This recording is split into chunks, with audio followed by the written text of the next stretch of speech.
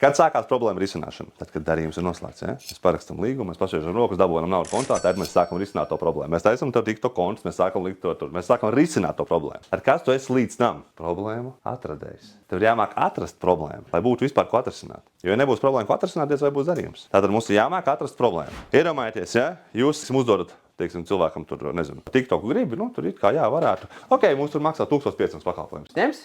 Viņš nav īsti sapratis, ka viņam vispār ir problēma. Tātad viņa prātā problēma ir maziņa, taču cena 1500, ja? Tātad problēma šitāda, cena šitāda. Es padomāšu, paldies.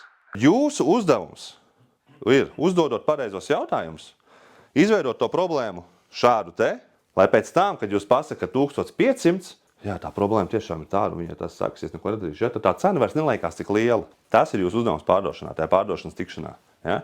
Lai klients saprot, ka vispār ir problēma, cik viņa ir liela un kādas viņai ir sekas.